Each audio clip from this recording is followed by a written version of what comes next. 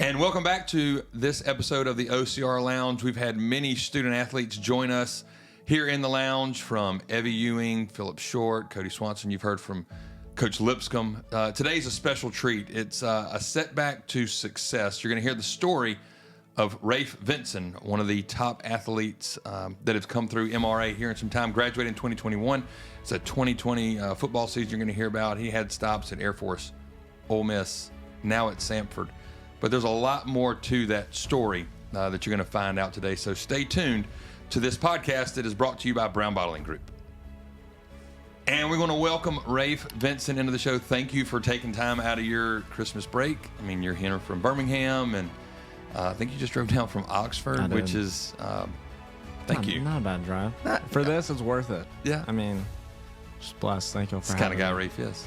It's the kind of guy he is. You're going to find out a lot of that and more in this episode. What's going on now? Just give us a little bit of just 60 seconds. What's going on in Rayf's life?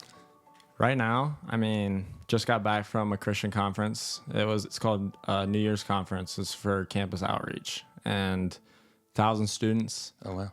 All over, and I mean, it was unreal. Just signing up for what I can, just trying to really just get invested with my guys, meeting people, just opening as many doors as I can, and just letting God just lead me wherever he wants. But I mean, it was unreal. God has taken you on a ride. He has. Since if you the first time I met you. Yeah. Since the first time I met you when you were playing for the Ravens with your dad. That's crazy. It's crazy that I remember that. I mean, what a journey. I know. And yeah, you've been here every step. Every step of the way. Yeah. I mean, y'all were wearing all black that night. It was freezing. It's probably the same temperature it is outside right now when y'all were playing that game. Yeah. Your dad was coaching you. 6th grade. And then you come to MRA in 7th grade, which is awesome. So let's jump into it, because there's a lot to unpack in this episode, from your journey as a football player, right? Your journey as a Christian. Yeah. And your journey as a leader. And those three things have now collided, where they were, for me, watching you grow up, it was like compartmentalized, to now it is like the Big Mac. It's the whole thing. You got three layers all together. Yeah, football. It was football.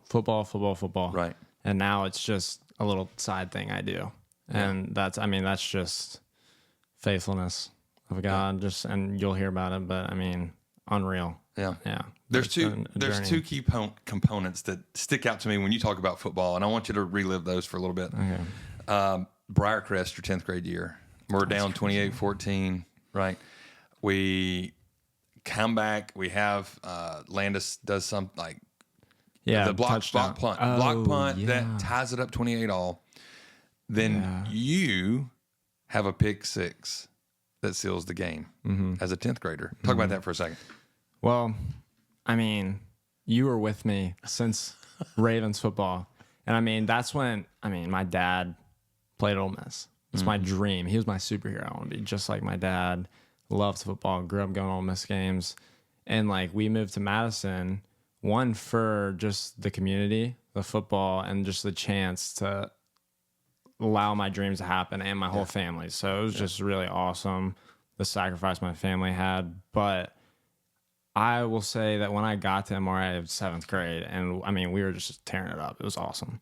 And you saw then everyone kind of had that growth spurt. Yeah. Everybody.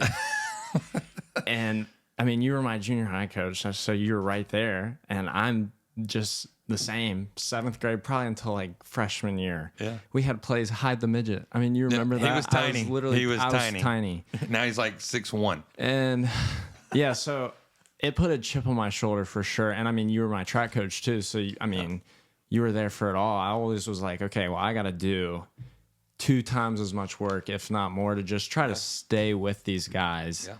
And so that was kind of how high school started off. And I remember my freshman year playing high school was 130, 5'7", having to guard Jerry on Ely. Scared, shaking in my boots. I remember that. Wow. And I grew maybe a couple inches my sophomore year, but that's when my role increased a lot. And that was such a great year. I know you've had Philip, Cody talk about it. Yeah. And it was just one of the most fun years I've had playing football. And I remember we're playing Briarcrest, and I mean, Jabari Smalls is on there. You got Big O. There's some dudes. Just dudes. And I remember playing and being just so nervous. And I remember the first drive, I'm at safety, and I see Big O pull around with Jabari on a toss sweep, and I just dive into the ground because I'm like just Mutt and Jeff. oh my gosh. And I just remember it going back and forth, and like it kind of started off, we were kind of timid because just like Trinity, when we played Dion my senior year, but then it just shifted to like, okay, you know what? We can play these guys. And that's when like MRA really started I agree with you on that. making a name for itself, because we were like, you know, we're not just this little Christian school. Like we're dudes here. Like we can play. Just because you're Christians, you don't have to be soft. No. You can be competitive, right? Yeah. And You've heard that before. Oh, and I remember in the halftime we were getting beat. I don't remember the score, but I just remember everyone just looking around like we were up. Like we were like, holy cow, we can. Yeah, We can do 28-14 and a half. And we had some dudes too. And I remember going out, and I mean, we started coming back. We started playing with that confidence. And that's when we really took off that year. And then just as MRA, like that was a really staple game for us. And I remember I just so happened to be playing safety that one play. I'm in, and I'm off my read. I'm playing man on this tight end. I think he was going to Alabama at the time. And, I mean, we were all just so tired, too. It was such a long game, and playing both sides of the ball. And I was exhausted. And I remember playing man on man with this guy who runs a slant. And I'm late to my break, but I catch up to him, and the ball is just tipped. He tips it, yeah. Bounces off of him. And just like, I happen to be right there. It lands right in my lap. And then after that, it just like, I think my best position was running back, honestly. And I think I just literally it just happened. I see a couple holes, I cut, and I take off. And I mean, you watch it back and you're just like, holy cow. You see the students hopping off, like they rush the field, start running around the track right after the touchdown. You can see Coach Hill doing like that on the side. Yeah. And that was just unreal. And I think that sprung like just a different level of like confidence with me, but like everyone else. Yeah, I'll definitely say with you. Yeah. I'll definitely say that with you. That your confidence, like you had the complex of, man, am I good enough at the height, the weight that I am? Yeah. Can I do this? Versus now, it's like after that play happens, you're like, you know what? I can play with anybody. I can do anything. And I think there's two words I'm going to talk about throughout this just episode, and that's your why and your worth. And for me, then it was like, and a lot of times, it's just, I need to prove to myself, but I want to prove to everyone else that I can do it. But there's also like, can I do this? There's doubt. And you have these little like, just moments, and I call them like God winks, where he just kind of takes care of you. Yeah. And that was definitely one. And it was like, I was tiny, I was small, but like, he took care of us on that day. He took care of me, and it was just unreal. And I remember just like, my confidence changed completely. And we went on, great season, undefeated, played prep, just like unreal stuff. And it was definitely a night to remember for sure, but it was awesome. Yeah, except for Philip talked about it, the 2018, and Cody talked about it, the undefeated season against College Short. 2019 comes in your junior year. We win a state championship. Everything's on a high. You're playing receiver. You're playing running back. You're playing defense. You're doing all of those things. Last high school football game, 2020. We've played Dion's team. We've done all of these things. You're going and playing to end off another perfect season. So it's an ending to like 2018. We were undefeated going to that last game. We're playing JA. And I just remember looking and saying, like, this guy needs to touch the ball every time. You had the eyes of passion, the vision. You had that of like, you know what? Give me the ball. And your jersey was like rainbow colors. It was red. It was white. It was blue from the paint on the field, from JA's helmet. I mean, your helmet was all scarred up. Like, you weren't going to be denied that game. So talk about just that game in general. Your last one. You can't talk about that game without talking about the season. Yeah. And 2018/2019 and this season were similar in that we were dominant very good. But the whole circumstance around 2020 was completely different. I mean, you talk about 2019, tore my knee, and and dealing with that. Yeah. And I just having to decide, like, okay, like I'm gonna work my butt off here, and that was kind of like the first really major setback. And then I grow. That's when I had that growth spurt. I come back, and I'm even surprised, like, oh my gosh. And it's like right when track season would have started, everything gets shut down. And I remember getting invited to like 20 different camps, about to go all summer. And because that's a crucial year for a junior.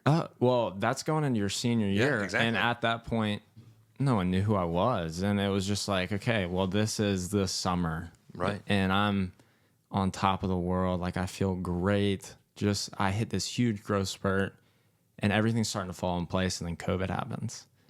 And just how I've never just being with a group that came together like that. Cause I mean, oh my gosh, it was so stressful. Tell me about it. As a coach, we had coaches. I mean, Coach Davis was going through what he was going through. And I mean, he was coaching us from that crane thing, the crane, the boom every practice. And every week you don't know, are we going to play this week? Are we going to and for me, it's my senior year. I don't get camps. I'm having to post Twitter workouts. I remember your dad timing you in a 40 and posting it and tagging and putting like, hey, this is legit, like watching the time. I remember all that stuff. Just having to do that like constantly. That's 5 years ago. That's wild. But I mean, that was the ultimate, just God just putting everything on hold and saying, you still trust me? I'm going to give you this blessing. You still trust me with it. And I mean, having to play every position that I had to too. I mean, that was very stressful in itself because I mean, I could have played running back. I could have played quarterback. I know.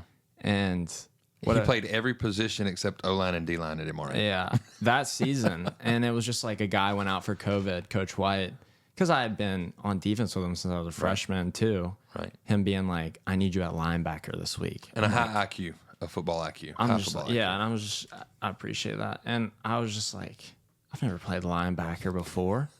And just being frustrated too. But like, it was more of like, I had guys' backs. Like, guys had my back and were coming up and supporting me. You had Hayes.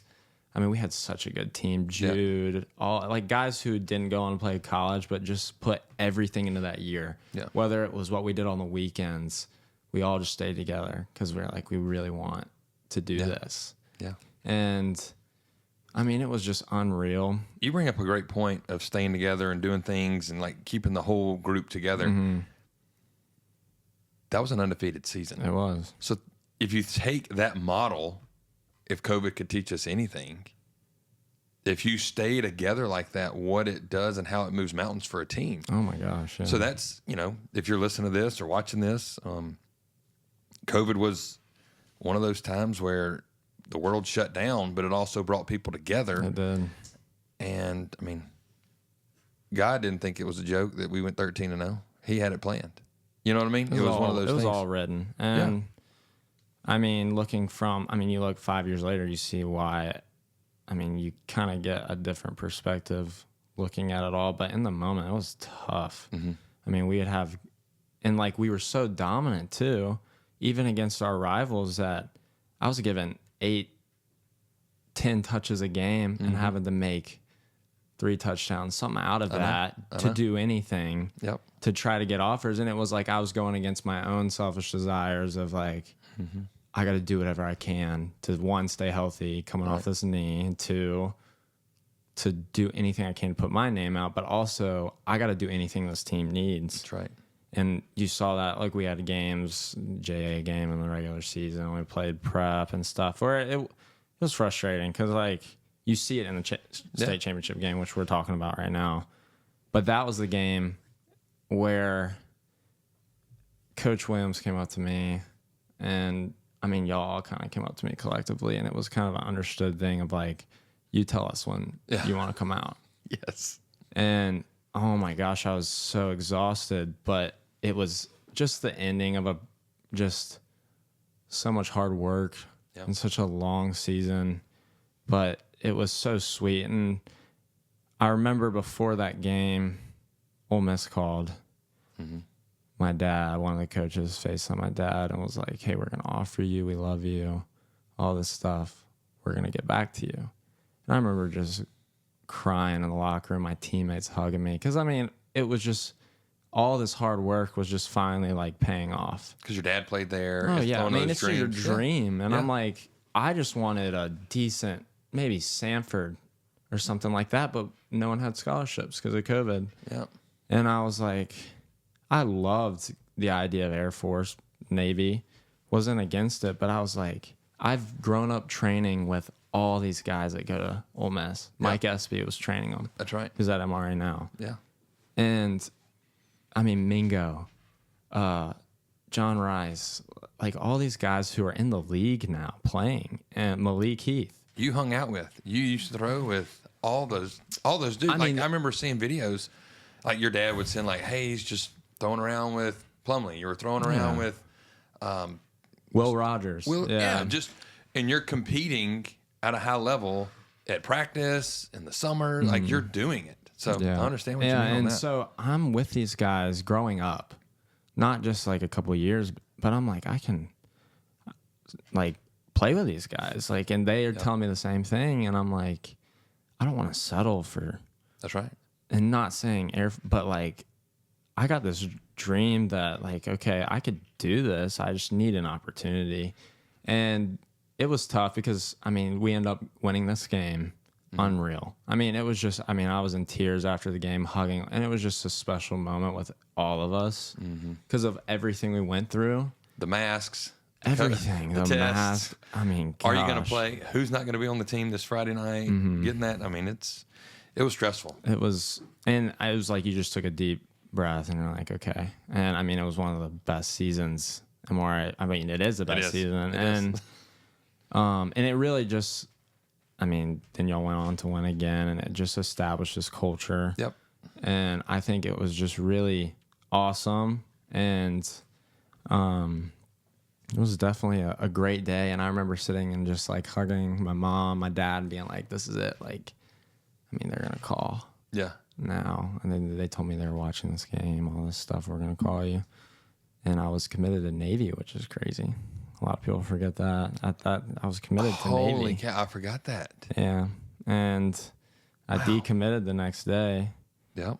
And side note, I woke up that next morning. My whole body was hurting. Playing linebacker, I hurt my shoulder. That's when, and I just kind of never got it checked out, but I could feel it. And that's a story we'll get to. But decommitted from Navy, and I was like, for sure, this is about to take off. Yeah. And had a career game. I mean, you were like over 225 all-purpose yards. I mean, it was nuts. Yeah. That game.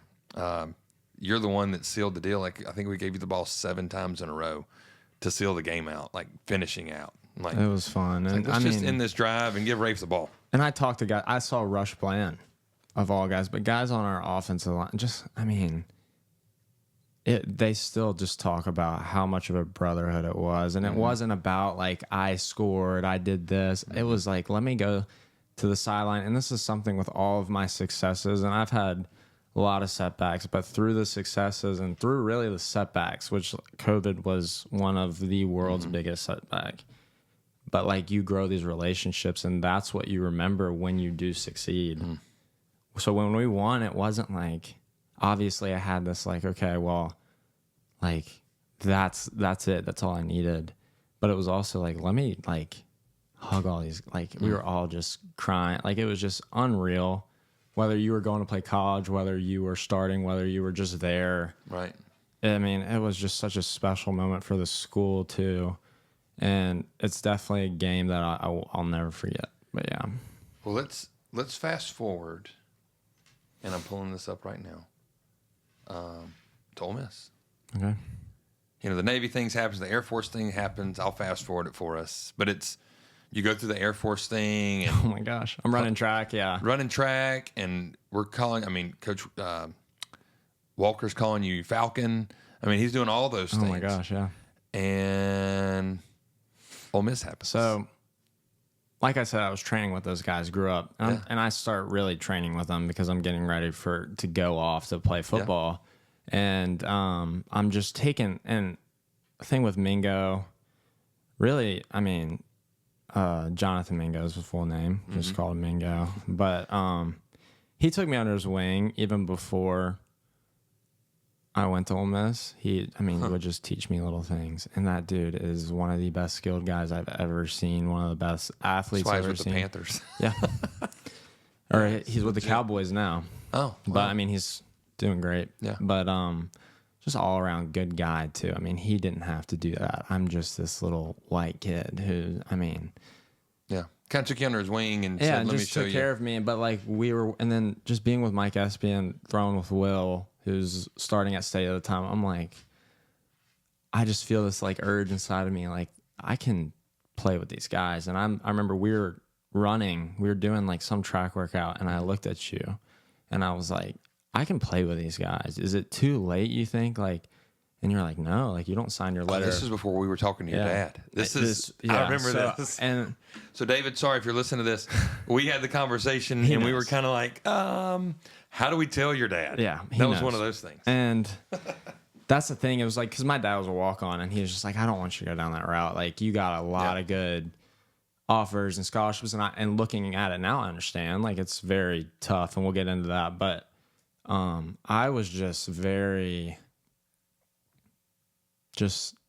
I'm passionate about the fact that I could go do this. And COVID, man, if it wasn't for COVID, who knows? That's right. And so I talked to you, and you're like, heck yeah. And we find out that you don't sign your letter of content, unlike other schools, until you get there in June with an Air Force military school. Right. And so those phone calls were difficult with Air Force, but... I remember you sharing, like, this is not fun. I'm not going to have fun doing this. It was tough because you decommit from Navy and then Air Force, and you're expecting a strike to be sent down on your house because the military just hates you at this point. But being safe to say that you will not be joining the military after your playing days are over. But so prayed about it. Had to talk with my family, and they were just so loving. I was scared that they were gonna. And at first it was a shock, but it was just like, we're going to support you because we also believe in you. We know that, okay, like... What was Sloan about? Sloan was about it, yeah. I mean, Sloan and... Your sister had to be about Sloan. it, yeah. Sloan was a legend. I mean, oh my gosh. She had the opportunity to do the same, but she's doing great now. She'll be on the podcast soon. Yeah. She was talking about that, yeah. But she's a legend in herself. But yeah, so make the decision, and I mean... just peace with it, but it was also like, this coach never called me back. I'm about to go, like, prove to myself. And it was also like kind of tainted because it was I came in with a lot of resent towards all the coaches for not just hanging me out to dry.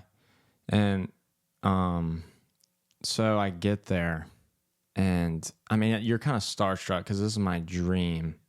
And I'm walking in, Matt Corral's walking past me. Has no clue who I am. I'm just like, what? And like, I see Kiffin for the first time. I'm like, what? This is John Rice pulls up. I'm like, this is my hero right here. Right. And he ends up becoming one of my best friends. But like, I was like, oh my gosh, this is insane. And we go through like a couple of freshman workouts, and I'm like, but I'm still have that chip. Like, let's go. Mm-hmm. And, it was going great, and I remember it was our first workout with the real squad, and it happened to be the day where it was a competitive day, which we raced, which I love about that Ole Miss does. And we get up, and I'm lined against Mingo and John Rice and Ely and all them. And they had no idea you were a track guy, except they knew. Yeah. Those who knew, but it was even me. I was like, these guys are, I mean, unreal SEC athletes. I'm just like honored to be right here running against them. I'm about to just put my head down and run as fast as I can and see how I can stack up.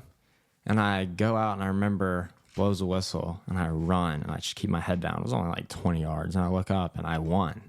And I was like, what? I started like, I'm just like, nah, I cheated or something. And everyone's just like, there's just silence. It's just like really like, wait, what just happened? Let's do it again. Who's this dude? Yeah, it's just like, we're lining up. We're doing it again. And we did it like 4 or 5 times. And I won all but maybe one and was just like, wow. Oh my gosh. It was just another God wink of like, okay, I'm supposed to be here. And that just set it rolling. I remember calling my dad and just being like, we were just all like, what? Mm-hmm. Like, okay. Like, yeah, we made the right decision. Absolutely. And that kind of sprang this summer, which was also one of the best, if not best summers of football and just group that I've been a part with. Because I came in right before the portal and everything took off. And it was just a tight-knit group of guys. And Matt, you used to throw with. Yeah, I was about to say you threw with Matt Corral. So me and Matt got really close. So it progressed from there, and things were just going great. But at the time, football was amazing, but everything else was just. I was as lost as I could be. I was a shell of who I am now as a man, because my why was put in everything that Ole Miss could give me.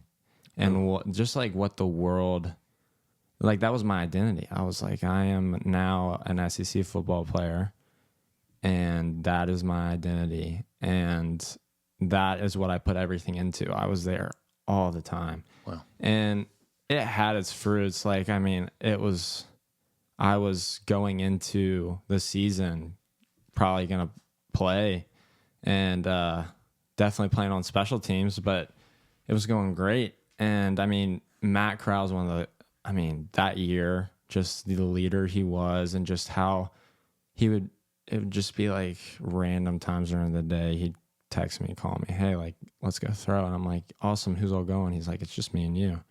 And I'm like, this guy wants to throw with, like, you're a Heisman like, what? And he's like, dude, you need to stop acting so surprised. Like, you're supposed to be here. And just like him, and then John Rice, we had a huge competition because he was at baseball when I first got there. And that's when I was winning the races and stuff.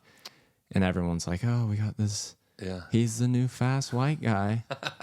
And so at first it was just this, me and him every time lining up. Anything we were doing, we're going against each other. Yeah. Wow. And I was looking at him like, this dude's my hero. And he was probably like, this is this little annoying freshman. Why is he here? What is this? He's like a gnat bothering me literally, and running faster than me. And we went back and forth. And I mean, up until I got hurt. And then he competed with me, but he took me under his wing like none of them did off the field too. And I'll talk about that. So, and Luke was there, Altmaier. We got really close. And we just had a great group of guys who just loved to play football. And they went on. I mean, we were 11-2 that first year and went to the Sugar Bowl. But I remember fall camp, it was warm-ups. And throughout this summer, like I said, my shoulder, I could tell, was not good. But I was just praying like, hey, like, let's just... I hope when I do this snatch right here and lifts, nothing happens. And fall camp gets started, going unreal, just great. And I remember talking to Coach Nix at the time, and we were like, when they would come by, like, hey, how are you guys doing? How's Rayf doing? He's like, he's killing it. Like, he's too deep right now. Yeah, it was. I mean, I can't even explain to you. And I remember it was like day 3 into camp, warming up, just diving out for a ball, and just my whole shoulder comes out. Literally warm-ups, like routes on air. And I'm just so shocked because like the day before, Kiffin was talking to me about in like an interview, and I'm like, everyone's texting me. But looking at it from a large, like just looking at it now, it like God knew exactly what he was doing because I was in no place to play that season. Everything went straight to my head, and that was my identity, and it was stripped away. God was like, okay, who are you without football? And I quickly realized, and it was a very dark time, that my whole world just erupted. And so what happened next? So that was a tough rehab. So I go through that and just really have to learn who I am. And that goes on to the spring. And I wrestled with the fact that like, I'm not really happy, and went through spring rehab, did great in the spring. Any bitterness of like, there was some like that God moment of like, God, why are you doing this to me now? There was that, but it came the second time I hurt my shoulder because I was still in my head because like everyone's like, oh, you would have started, you would have done this, so I was still just like, once I come back, I'm gonna get back to it and just show it like, okay, and I found out quickly like that is not what's gonna satisfy me. This is not fulfilling me, and I thought about like after spring, I won like MVP, had a great spring. And I remember that summer, I was like, I don't even know why I'm playing football. And from the outside looking in, it's like, wow, everyone's like, you're killing it. Everything's great. And I'm like, I'm thinking about being done. Like, I've proved that I can do this. Like, this isn't like, there's just this question mark. And that goes into same week, a year later, Kiffin's like, hey, we're getting you ready to play special teams, all like 4 ways. Like, you're going to be our special teams captain. And let's move you to safety for 4 days and just work on your tackling. Because, I mean, I was playing receiver. Right. Hadn't tackled anybody since high school. And I went from blocking Quinshon Junkins, blocking for him, to having to tackle him a day later. And it wasn't like, hey, let's start you off with the 3s. They put me in with the 1s on, and I'm like, I don't know the defense. I'm just playing backyard football. And it was just terrifying. And I remember it was a scrimmage, and I was still just not, my why was wrapped up in all the wrong things. And I think God's gonna sometimes will allow things to just happen until he can finally get your attention. Right.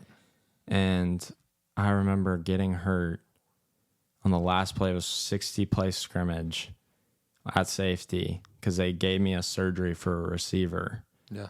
And reached out to tackle, just felt it pop, tore again. Same shoulder. And I was like, okay, that's it. And I walked off. And I remember my dad was there. Did you say it was the last play in the spring game? Very last. No, it was of the scrimmage a week before the season. Oh, my gosh. And I remember just telling my parents, I'm like, I'm done. That's it. Like, I proved to everyone I could do this. I'm done. And was just wrapped up in all the wrong stuff. And I was not going to get surgery for a while, and was just like, I'm going to just be a student. And my parents were they were pushing me. They were just like trying to get me to see what the bigger picture of everything. And I remember I went to FCA and got really close to Katie Hill, who lost his leg, which, I mean, that's way later, but right. I mean, he dove into me, like, just FCA in general. And I remember so we talk about God winks, the first summer that I got hurt, and I was just in the darkest I've been. And it was like in my mindset, John Rice took me in, and he would constantly just check up on me. Hey, like, how's your mental doing? I don't care about your shoulder. I don't care about football. Like, how are you doing? Come hang out with me. Like, let's go to church. He brought me to Pine Lake. Met my best friends. And he's a part of my testimony, and he really saved my life. Like, introducing me to all this stuff, because it got really dark. And I remember when I got hurt, I was so set on being done, because my why was wrapped up in all the wrong things. Well, that's all you've known. That's all I've known. Right? Was football. Yeah, just proving everybody wrong was just a story of mine. And I was like, I did that. I proved that I could do this. I'm done. And I remember going to FCA, and I couldn't tell you what we talked about, but having this God showed me what my life could look like if I put him first. And I lived for him. And it was one of the most unreal things. Like, I was bawling, and I don't even remember what we were talking about. And like, I probably looked like a crazy person, but he showed me what football could look like if I put him first and what he really wanted through that. Yeah. And so I come back, and I'm like, you know what? I go home immediately, or I pick up my phone, like right when I had this just weird vision. And I look up, and the surgeon had texted me and was like, hey, we can do surgery tomorrow. And I'm like, if this isn't God, I mean, I just texted my mom and let's go. Go home, tell my family, let's go. Like, this isn't done. And we're going to see this through. And so get surgery, and it was a pretty big surgery. And he told me, the surgeon was like, hey, we got like 6% bone loss in your shoulder, which isn't anything, but you can play through it, because it was a tendon tear. So it was my labrum. And he's like, it's fine. You'll be fine. So I rehab it, but rehab was different. I made a lot of changes off the field. Oh.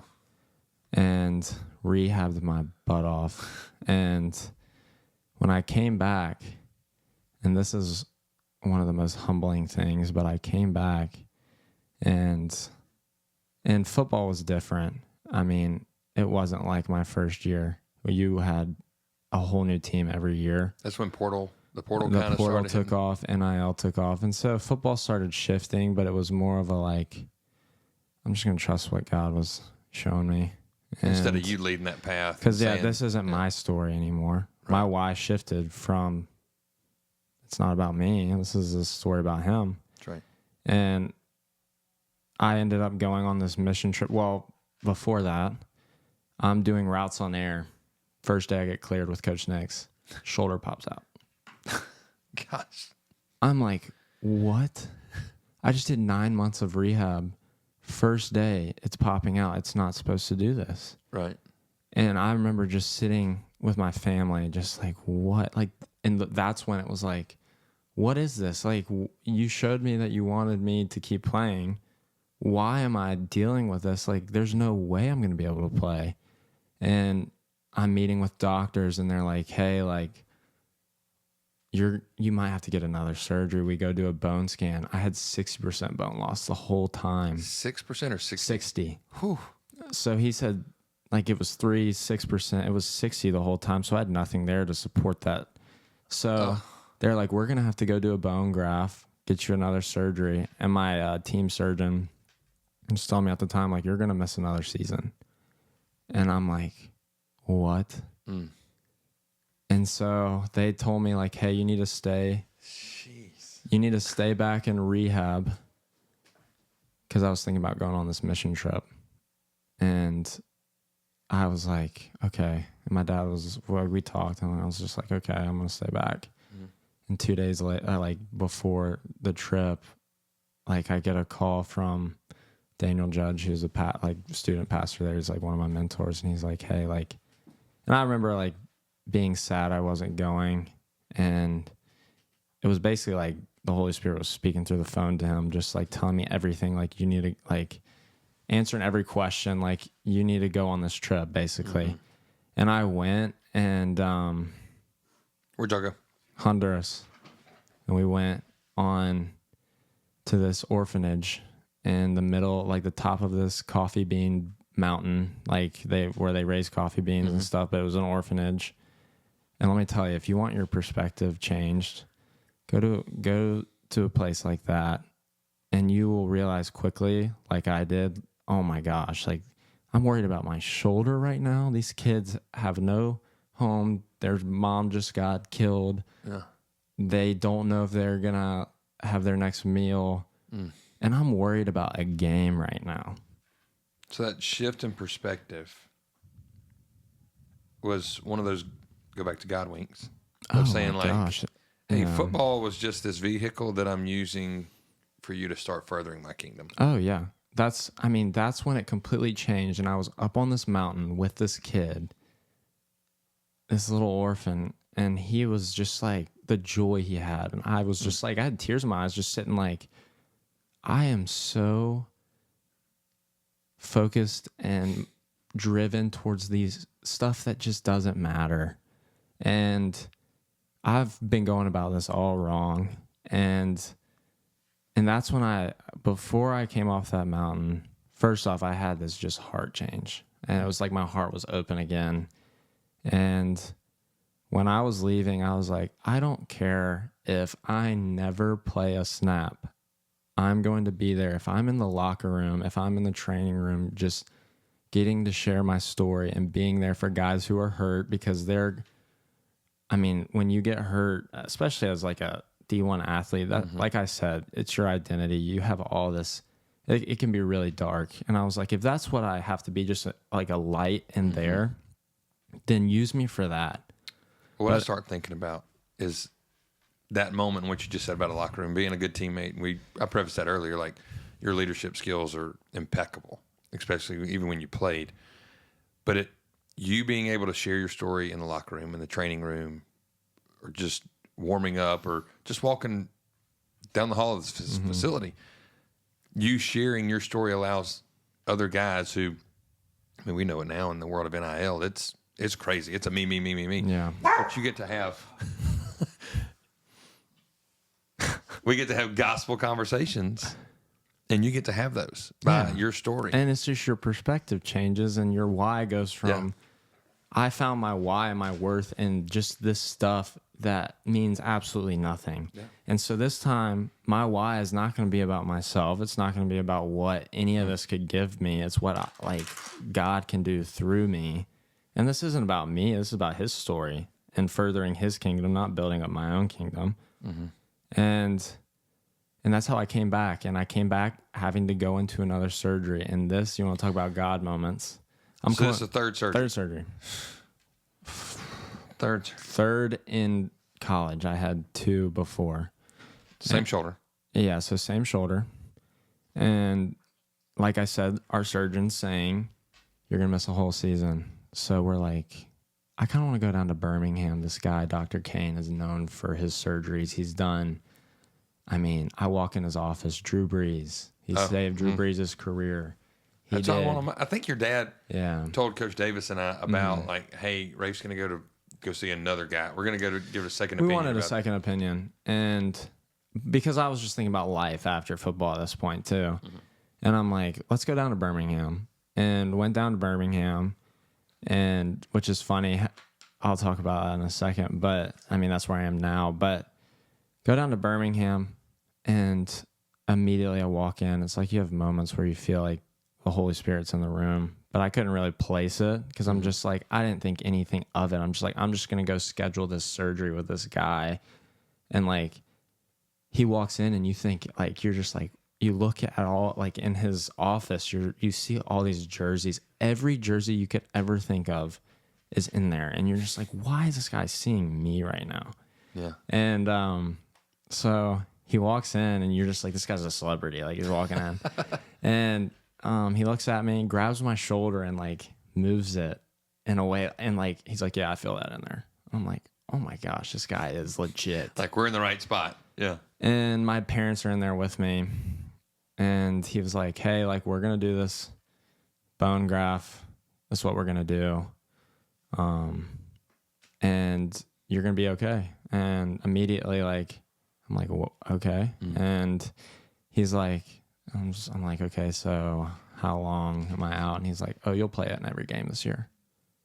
And immediately, I look, it was just a God, got tears in my eyes. I'm like, wow, this is your faithfulness. This is him really, this is really what he wants me to do. And it was just an awesome moment for my family too, because it was just a lot of hard nights. I bet. And yeah, just not knowing and just having to trust what he was showing me. And so he was like, yeah, you'll play in every game. and I got cleared a week before the season started. That same week I've been hurt. Wow. All these other years, but it was like I was a completely different person. Wow. And was able to play in every game that year. And I remember the first few games getting just like little like reps, a few chances on special teams, and doing well versus Mercer our first game.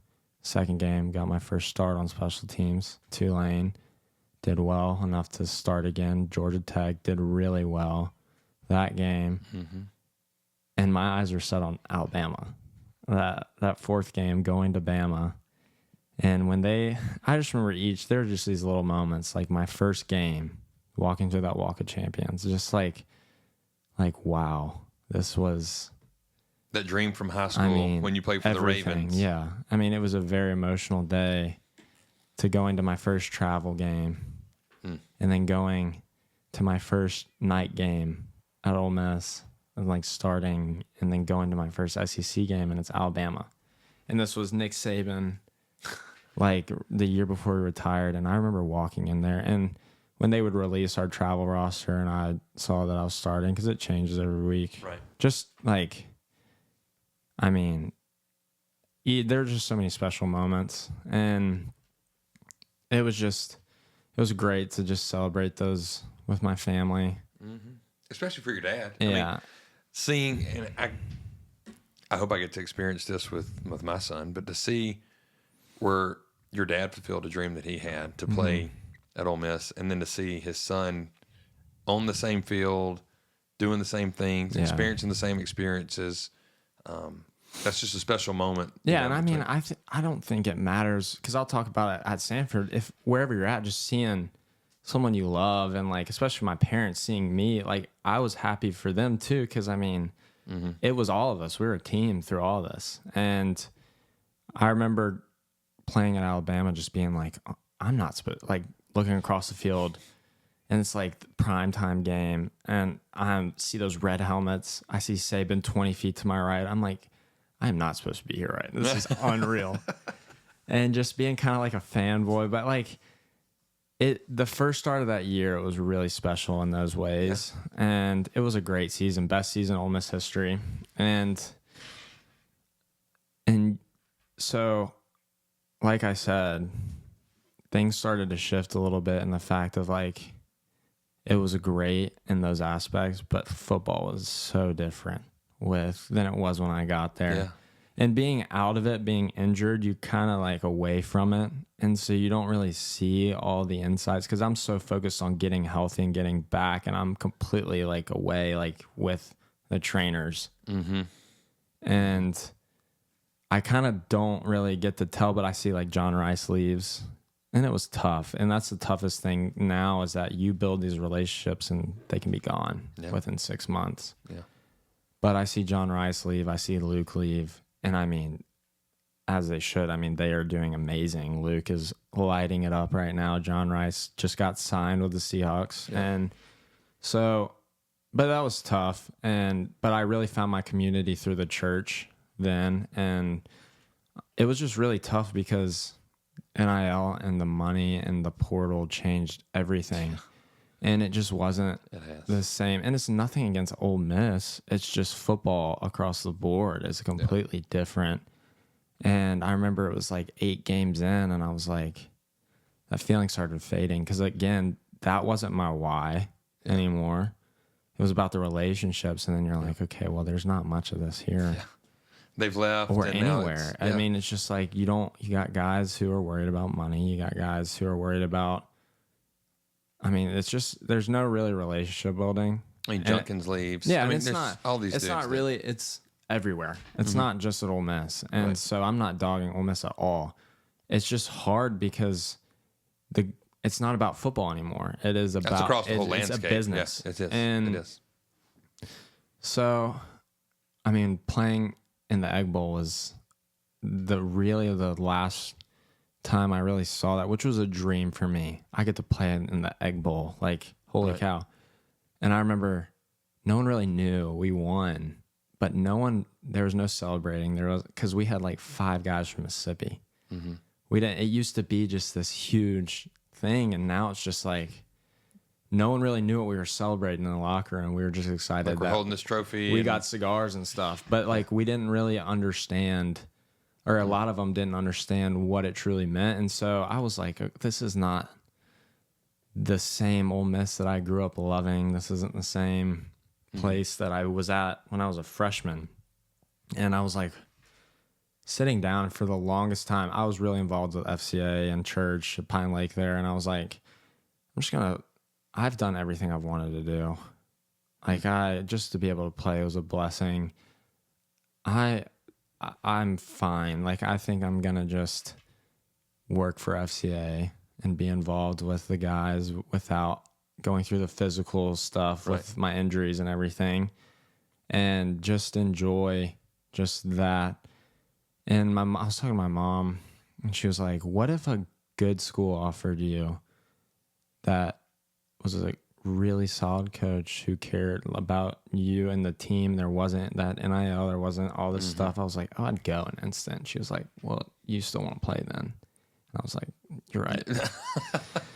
It's still in your blood. So that's the whole Ole Miss recap. But yeah, so your why shifted, and it also ties in with your worth, because you find your identity that's not in sports. It's my worth. I'm a child of God. I'm pursuing His kingdom, not my own. Yeah. And it changes your why. And so you find your why, you find your worth, and you don't settle for anything else. And I'm gonna shift gears. Yeah, go ahead. Because with the Ole Miss thing, I mean, that's a dream. I mean, Evie was just on here talking. She had a dream since she was 3 years old, playing soccer, that she wanted to play collegiate soccer, and she's at Ole Miss, right? Killing it. But you get that second opportunity to go and play at Samford. Oh yeah, and that story in itself was unreal. So unpack that Birmingham story of going to Samford, and because it's one of those unique things. And you know, this has been told to me by your dad. Like he said, it's just football now. Oh yeah, your dad. It's just there's no NIL really. There's just we're guys playing football. So it's back to kind of like it was your freshman year at Ole Miss. And so the best way I can explain it to you is really like at MRA too. So I enter the portal, and I remember going down to Samford like 2 days before the portal opened just to see the area. And we were kind of just doing that, and for like local schools. And I was like, oh my gosh, this place is unreal. And I was just like, if this, like Birmingham, it's just Homewood, beautiful. I'm like, if this place offered me, I'd love to go here. Yeah, I used to live there in 2005. Yeah, it's awesome. Amazing. And so I was like, okay, if this place offers me and gives me a chance, why not? Like, I would love to go here, but it's just out of my hands now. And it's kind of, you go back to your high school recruiting, and I'm like, okay, well, let's hope. And I remember Monday, it opened, I'm doing my quiet time, and I'm praying. I'm like, hey, God, like, if Samford's a school, if this is where you want me to be, you'll open that door. I look down, and my phone's ringing, and it was a coach. It was the Samford, Coach Turner, our offensive coordinator, my receiver coach, offered me. Wow. 10 minutes in the portal opening. And I was like, he's like, hey, we want you to visit in 2 days. Can you do that? Heck yeah, I can do that. Yes, I can. And so that was another thing, is like going from high school fighting for any kind of offer to being wanted was very much so a blessing for me. Oh yeah. And I didn't take that for granted at all. I was like, this school cares about me and wants me, like. And so I went and visited, and it was just unreal. The official and I was like, this is where God wants me. And you could just tell us where He wanted me. And on a side note, Coach White, who was your D coordinator in high school, his daughter goes there. Oh yeah. So it was just a lot of connections, and it was all for the right reasons. And that's the thing. Like, my coach was like, how do you feel in the NIL stuff? And I was like, I'm not worried. I don't care about that. Just the fact that you're paying for my school alone is such a blessing. And then like Samford is such a great school too. I'm like, it's not really, like I said, my why is not so caught up into football anymore. So it was a no-brainer. Committed on my visit, closed down my recruiting, and pulled up on January 4th. And just unreal. And so we're like 365. Oh yeah, 365. And so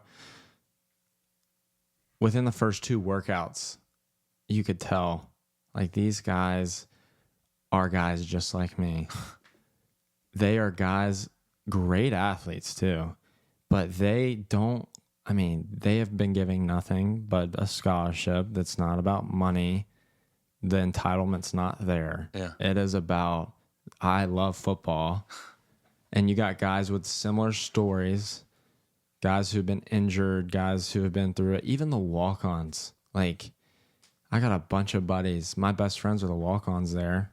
And, I mean, it's different to be a walk-on at a smaller FCS school. Yeah. Because you get to be on the team at Ole Miss. You get to, even if you're not playing. Right. You are that Ole Miss player, which for me didn't matter. But they're doing it just because they love football. And, I mean, I've never seen guys just get after it and just have so much fun, too. And I'm like, wow, this is where I need to be, and I am so glad I'm here. And just awesome. The way I explain it is like my community at Ole Miss was kind of separated. I had a few guys that I could sit down and do Bible studies with, and I led Bible studies at Ole Miss. Mm-hmm. Took some guys to church, but it was really like my main community was at Pine Lake and was my college ministry there. But at Sanford, it was these guys that I'm doing football with, going to war with, competing with. Doesn't matter if he's my same position, anything. Like, these are the guys I'm doing Bible study with and doing life with too. Mm. And I mean, that's why I'm there. Yeah. It's not about football. I'm there because it's just about your why and all that stuff. And so, awesome. But there was still, for me, it was like, okay, I played special teams, but there's something I want to prove to myself. Because, I mean, I've had all these coaches at Ole Miss, like, even when I was leaving, Kiffin was calling my dad, and that was a whole thing. And just my position coach, Coach Nix, who's at Auburn now, he was like, you could start here if you just stay. Like, you're just still... Stay healthy. Because it was like, I had to learn. I know. And that's something that people who've been injured can attest to. Once you, like, have a major surgery or something like that, you have to build your body up from ground one, and you have to learn how to play football again. And that was one of the toughest things, was you have to learn how to walk again, run again, catch again, run routes again. And then you got to do it against an SEC guy. Mm-hmm. Or you got to do it alone first, then with competition. Yeah. And then, so doing that, having to do that 3 or 4 times now was this was my first off season that I wasn't coming off an injury. And I remember just learning so much, being able to play football again. And it was like... Was football fun for you again? Like you... Yeah, because it wasn't about... I wasn't worried about... I had nothing to prove. Our games had less people there than at MRA. Like, it was like... Yeah. We were all just having fun. I remember we were going up to Florida, which, I mean, we still get to play big-time ball games. I saw your picture that you put when you were It was awesome. in the swamp. And it was just like... And for me, that's like where Tim Tebow played, and like just blessings. Like, I was tearing up on the way to Florida. I remember a lot of guys were frustrated with some stuff early on in the season. I remember we were driving up to Florida. Me and a couple of my buddies were like, let's remind ourselves why we're here. Yeah. Like, let's just have fun. Who cares if we're beating Florida, if we're getting killed by Florida? Like, or any other game this year. Like, let's just have fun and enjoy this. Because, like, we don't know. Like, I felt like I was on borrowed time because I didn't even know if I was going to play again. And I'm like, I'm here, and I'm like, let's just have fun. And that's kind of what we did. And it was an up and down season, and we would have some moments where it got really stressful just because, I mean, we weren't doing too good, but we'd like something I didn't have at Ole Miss. We were just all together, and we had a guy would come up to me if I was stressed out about something. Hey, like, remember what we talked about that Florida game?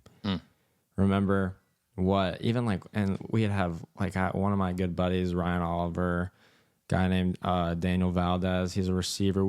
They were just there in my corner, and it was just such a family. It didn't matter. Like, it wasn't the scholarship, the walk-ons. It doesn't matter what year you were. We were all there together. And And that brings me to my first like official start was ETSU. And that's what I have that written down. I already have that one written down.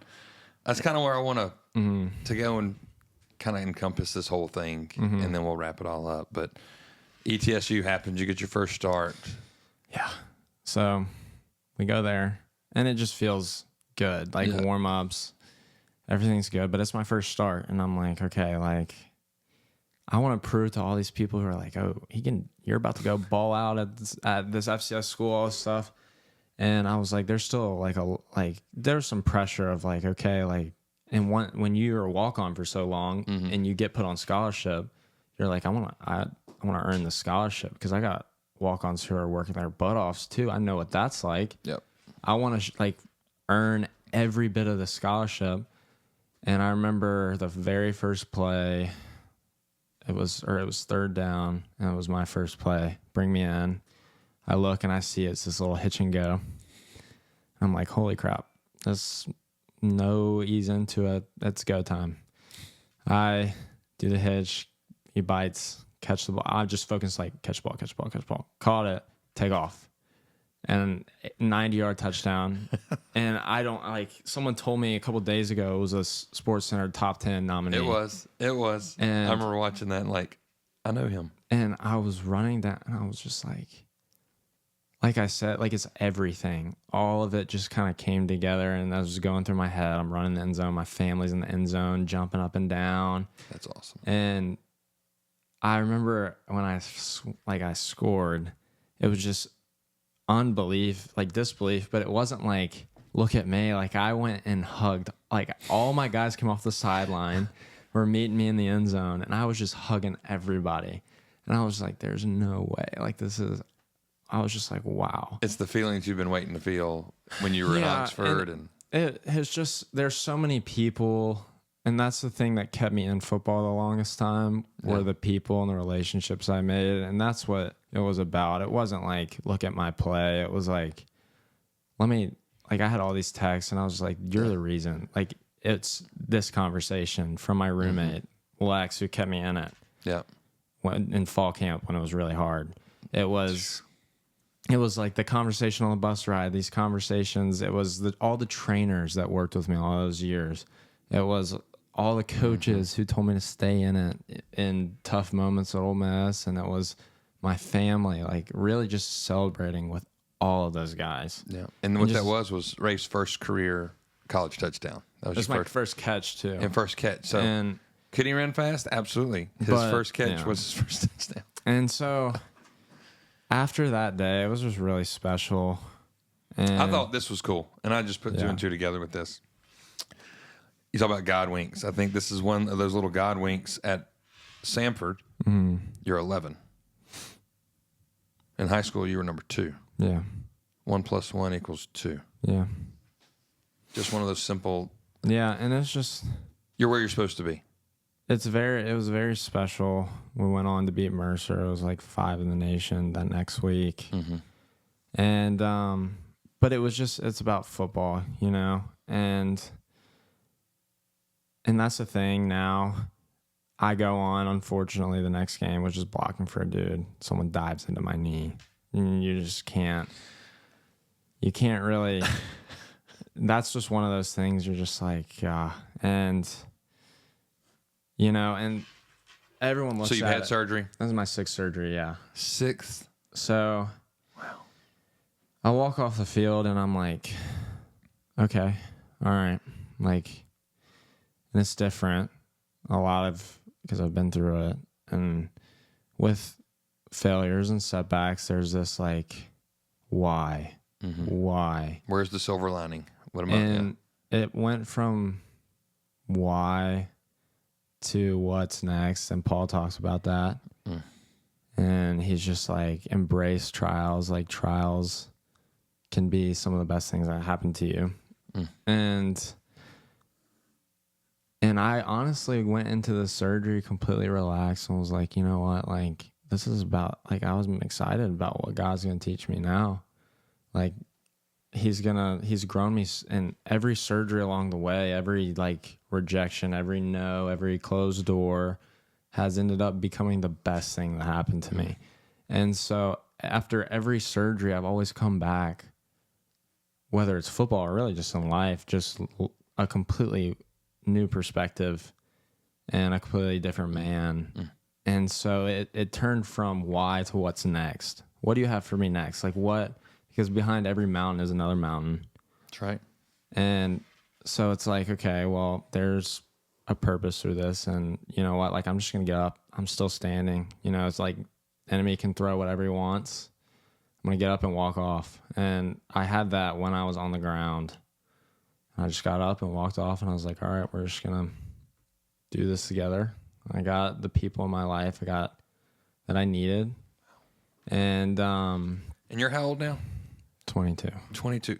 That's coming from a 22-year-old. That perspective. There's a lot of 42-year-olds that don't have that perspective. Yeah, and it really, it's not, and let me tell you, like, it's not something that, because it's something you have to decide every day. Yeah. And there are hard days. There are decisions that I made that I wish I didn't make. There are relationships I was in that I didn't need to be in. There are people that, there's just a lot of, like, learning that you experience through stuff like this. Well, listening to your story, it's when I wake up every morning, I need to be the same person every day. But that's one of the hardest things to do. Absolutely. But that's the thing is, like, it's not you. You can't do this alone. And that's what I pray every day. I'm like, okay, God, you're going to meet me where I am and just give me the strength to get through this day, get through whatever is in front of me right now. And he has, and he's going to, and that's just, and this rehab's been great.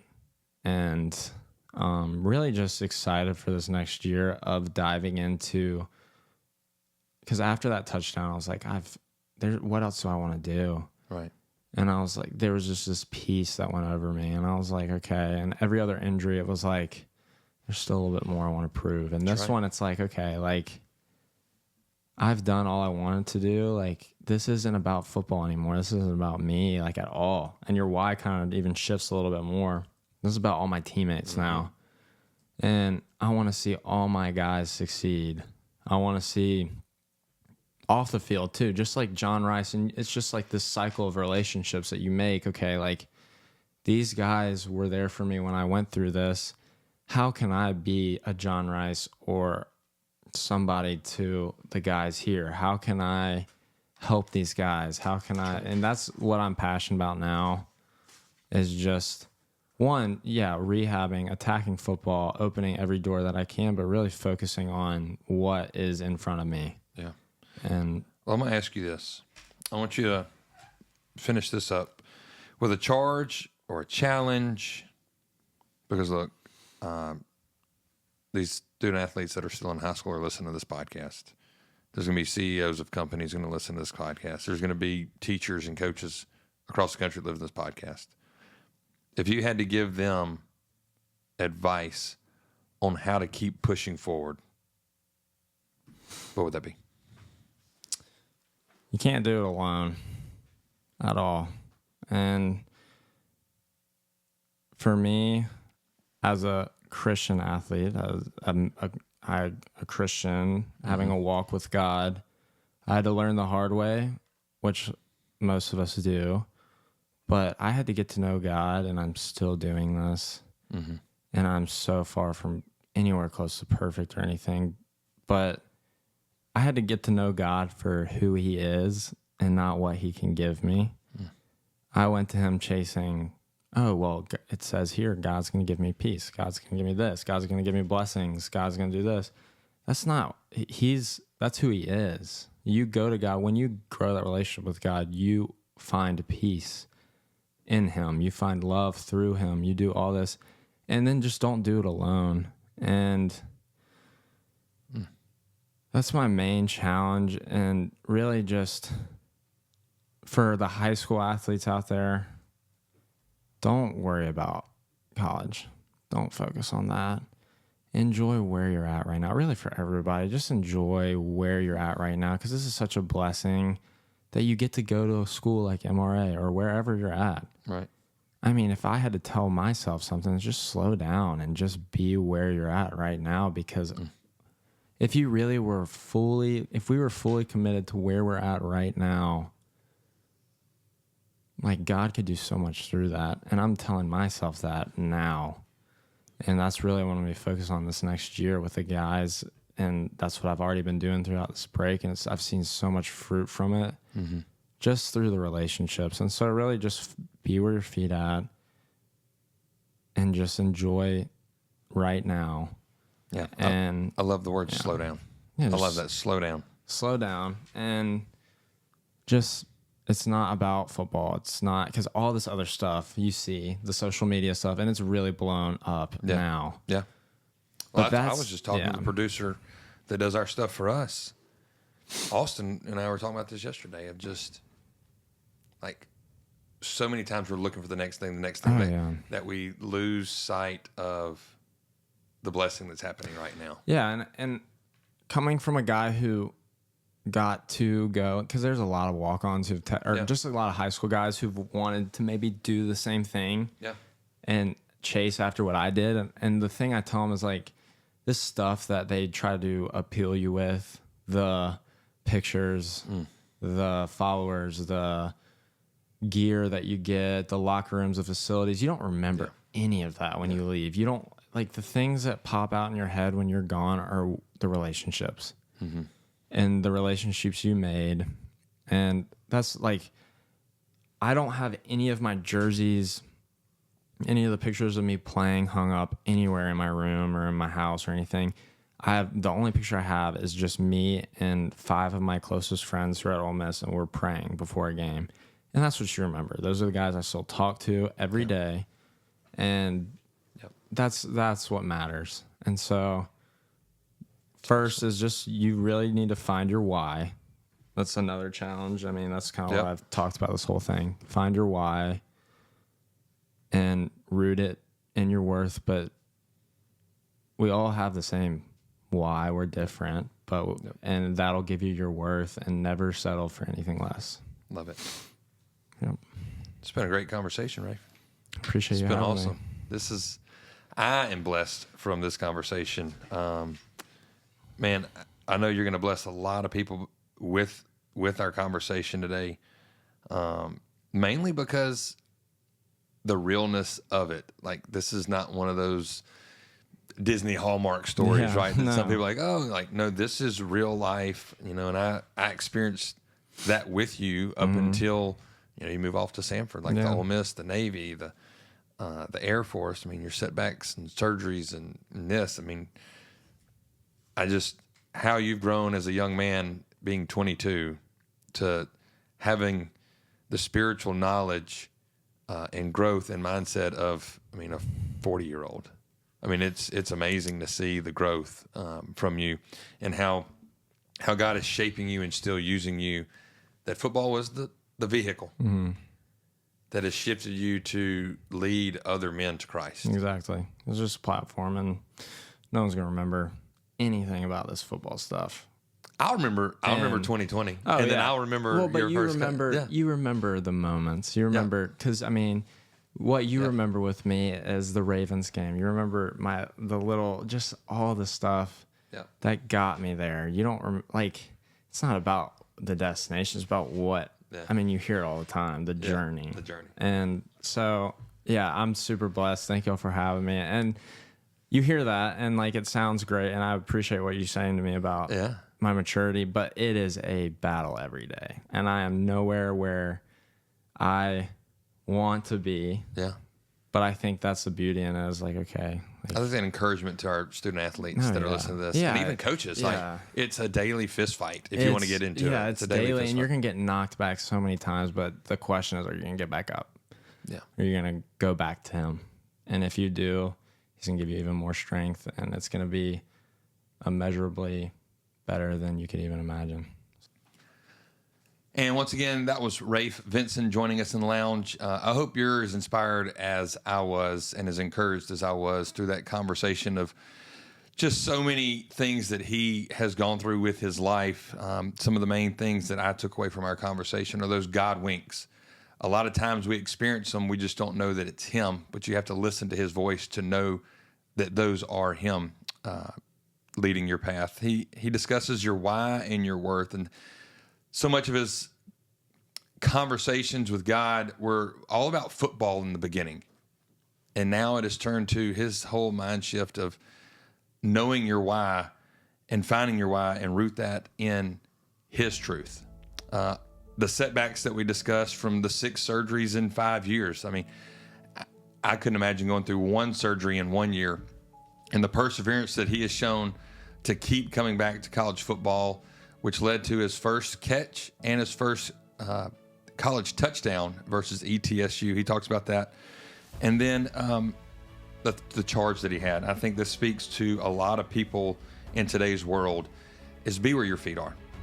I know a lot of times we say that, but it's time to slow down and understand God has us in a place for a purpose. And that's one thing that Rayf has kind of helped me out right now in our conversation. I hope it's inspired you to slow down and just be where God has you and maximize what he wants you to do with your life through him.